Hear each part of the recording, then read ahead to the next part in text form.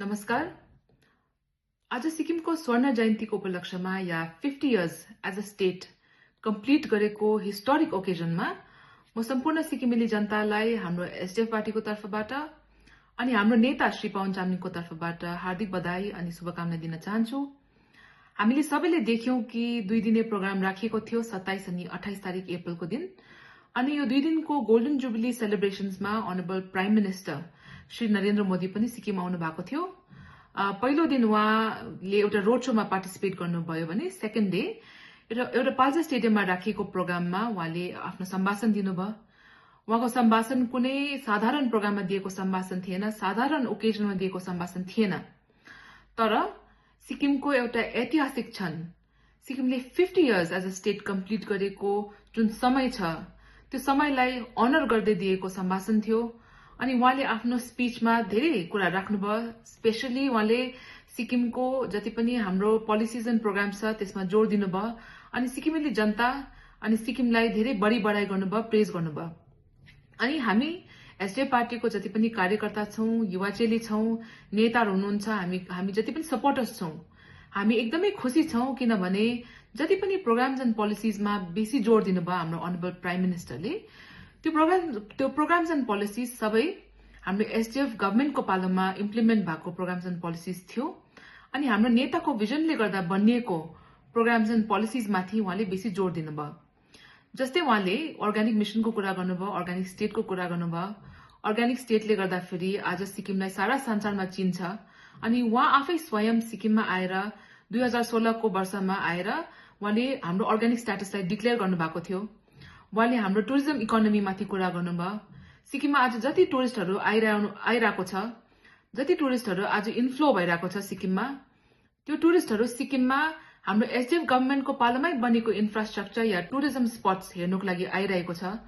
त्यसैकारण हामी गर्व गर्छौं कि हामी अपोजिसनमा भए तापनि आजको स्टेटको टुरिज्म इकोनोमी हाम्रो एसडीएफकै पालोको कामले गर्दाखेरि चलिरहेको छ। अनि अर्को हाम्रो अनरेबल प्राइम मिनिस्टरले जोड़ दिनुभयो क्लीन एनर्जीमाथि। क्लीन एनर्जीमाथि पनि जति काम भएको छ सिक्किममा त्यो हाम्रै पालामा भएको, एसडीएफ गभर्नमेन्टकै पालामा भएको हो। अनि उहाँले भालीढुङ्गाको रोपेको कुरा गर्नुभयो, भालीढुङ्गाको स्काईवकको कुरा गर्नुभयो, पेलिङको रोपेको कुरा गर्नुभयो। त्यो सबै एसडीएफकै प्रोजेक्ट्स हो, एसडीएफकै ब्रेन चाइल्ड हो। अनि त्यस्तै प्रकारले उहाँले सिक्किमको स्वच्छताको कुरा पनि गर्नुभयो। अनि सिक्किमको स्वच्छताको कुरा गर्नुपर्दाखेरि भारतमा स्वच्छ भारत मिशन शुरू हुनुभन्दा अगाडि नै हामीले सिक्किममा स्वच्छ सिक्किम मिशन शुरू गरिसकेको थियौं। अनि हामीले ओडीएफ स्ट्याटस या ओपन डेफिकेशन फ्री स्ट्याटस सिक्किममा हामीले प्राप्त गरिसकेको थियौं। अनि कहिले गरिसकेको थियौं भन्दाखेरि चाहिँ स्वच्छ भारत मिशन हुनुभन्दा अगाडि नै हामीले ओडीएफ स्ट्याटस प्राप्त गरिसकेको थियौं। अनि त्यस्तै प्रकारले 2013 मा हामीले सिक्किम चाहिँ इन्डियाकै फर्स्ट निर्मल राज्य भनेर पनि त्यो मान्यता पनि पायौं। अनि त्यस्तै प्रकारले अनरेबल प्राइम मिनिस्टरले सिवोक रंगपो रेलवेको बारेमा पनि कुरा राख्नु भएको छ। अनि यो पनि हाम्रो एसडीएफ गभर्नमेन्टकै पालोको प्रोजेक्ट हो। उहाँले इको टुरिज्मको कुरा गर्नुभयो, उहाँले होमस्टे टुरिज्मको कुरा गर्नुभएको छ, इन्भाइरोमेन्ट पोलिसीजमाथि कुरा गर्नुभएको छ। अनि सारा उहाँले जति पनि जोड़ दिनुभयो आफ्नो स्पीचमा त्यो सबै पोलिसीज एन्ड प्रोग्राम्स हाम्रो एसडीएफकै पालोको कामहरूमाथि उहाँले बेसी कुरा राख्नुभयो। अनि यसमा हामी एकदमै गर्व गर्छौं। तर हामी दुखी पनि छौं किनभने हाम्रो honourable prime minister Shri Narendra मोदीको सम्भाषणमा हामीले के एक्सपेक्ट गरेको थियौं भने चाहिँ हाम्रो पेन्डिङ पोलिटिकल इश्यूज, हाम्रो जति पनि मुद्दाहरू छ त्यो माथि के डेक्लेरेशनहरू हुन्छ होला भनेर हामीले सोचेको थियौं यस्तो हिस्टोरिक ओकेजनमा। अनि हाम्रो सिक्किमेली जनताले पनि पर्खिरहेको थियो कि हाम्रो पेन्डिङ पोलिटिकल इश्यूज माथि चाहिँ केही न केही काम चाहिँ हुन्छ होला योपालि भनेर सोचेको थियो, तर त्यो भएन। अनि त्यो नहुनुको कारण चाहिँ हाम्रो लिडरशिपको फेलियर हो। नहुनुको कारण चाहिँ हाम्रो honourable chief minister Shri PS गोलेले केही पनि सिक्किमको हितमा मागहरू राख्नु भएन, केही पनि पोलिटिकल डिमान्ड्स राख्नु भएन यस्तो हिस्टोरिक ओकेजन, यस्तो अपर्च्युनिटी हुँदाखेरि पनि। अनि यो हाम्रो सिक्किमेली जनताको लागि ठूलो लस हो। अनि यसमा हामी एकदमै दुखी छौं। तर भए पनि हाम्रो स्टेट गभर्नमेन्टले नराखे तापनि हाम्रो नेता श्री पवन चामलिङले अनरेबल प्राइम मिनिस्टरलाई, इन्डिया गभर्नमेन्टलाई 27 तारिक अप्रिलको दिनै सिक्किमको जनताको हितमा मागहरू राखेर एउटा माग पत्र चढाइसक्नु भएको छ। एउटा मेमोरान्डम हामीले सबमिट गरिसकेको छौं। हाम्रो मेमोरान्डममा हाम्रो जति पनि पेन्डिङ पोलिटिकल डिमान्ड्स छ 6वटा पेन्डिङ पोलिटिकल डिमान्ड्स हामीले आउटलाइन गरेर हामीले यो मागपत्र सबमिट गरिसकेको छौं। अनि यो मागपत्र यो मेमोरान्डमको बारेमा म तपाईहरुलाई केही जानकारी दिन चाहन्छु किनभने यो यस्तो हिस्टोरिक ओकेजनमा 50 इयर्स किनभने सिक्किमले आफूलाई मर्ज गरेर आफ्नै देशलाई गुमाएर हामीले इन्डियामा एउटा 22nd स्टेट अफ इन्डिया भएर रेफरेन्डमद्वारा हामीले हाम्रो आफ्नो नेशनलिजमलाई एक्सरसाइज गरेर हामीले इन्डियाको एउटा भाग भएर 50 वर्ष भइसक्यो हामी बसेको। अनि यो एउटा हिस्टोरिक मोमेन्ट थियो जब हामीले हाम्रो पेन्डिङ पोलिटिकल इश्यूजलाई अलिक जोड दिन सक्थ्यौं। तर हाम्रो लिडरशिप हाम्रो वीक लिडरशिप सिक्किममा भएकोले गर्दाखेरि हाम्रो सिक्किमको जनताको हितमा के पनि माग राख्न सकेन। तर भए पनि हाम्रो एसडीएफ पार्टी अनि हाम्रो एसडीएफ पार्टीको नेताले इन्डिया गभर्नमेन्टलाई एउटा मेमोरान्डम चढाउनु भएको छ।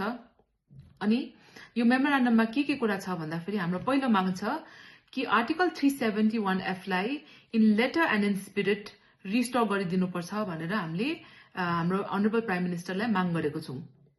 किनभने आर्टिकल 371F सिक्किमको लागि एउटा मिनी कन्स्टिट्युसनै हो अनि हाम्रो मर्जरको टर्म्स एन्ड कन्डिसन्स हो। अनि त्यसले गर्दाखेरि हाम्रो स्पेशल कन्स्टिट्युसनल स्ट्याटस हाम्रो सिक्किमको स्पेशल आइडेन्टिटीलाई आर्टिकल 371F ले प्रोटेक्ट गर्छ। हाम्रो सिक्किमिज जति पनि जनता छ हाम्रो सिक्किमको जनताको होप्स एन्ड एस्पिरेशन्सलाई प्रोटेक्ट गर्ने नै आर्टिकल 371F हो। त्यसै कारण चाहिँ हामीले यो हिस्टोरिक ओकेजनमा माग राखेको छौं कि article 371F in letter and in spirit restore हुनुपर्छ सिक्किममा भनेर हामीले यो पहिलो माग राखेको छौं। सेकेन्डली हामीले माग राखेको छौं कि लिम्बू तामाङ कम्युनिटीलाई सीट रिजर्भेसन सिक्किम लेजिस्लेटिभ असेम्ब्लीमा हुनुपर्छ भनेर हामीले यो माग राखेको छौं। 2002 मा हाम्रै एसडीएफ गभर्नमेन्टको पालोमा हाम्रो नेता श्री पवन चामलिङले काम गरेर हाम्रो लिम्बू तामाङ समुदायलाई एसटी स्ट्याटस हामीले दिलायौं। तर त्यसको बादमा उहाँहरूको सीट रिजर्भेसन अहिले पनि पेन्डिङ छ। अनि त्यस कारणले गर्दाखेरि हाम्रो लिम्बू तामाङ समुदायलाई धेरै अन्याय भइरहेको छ। अनि यस कारणले गर्दा यो पालि हाम्रो नेताले इन्डिया गभर्नमेन्टलाई माग राखेको छ कि लिम्बू तामाङ कम्युनिटीलाई सीट रिजर्भेसन चाँडोभन्दा चाँडो सिक्किम लेजिस्लेटिभ असेम्ब्लीमा दिनुपर्छ भनेर यो माग पनि राखेको छ।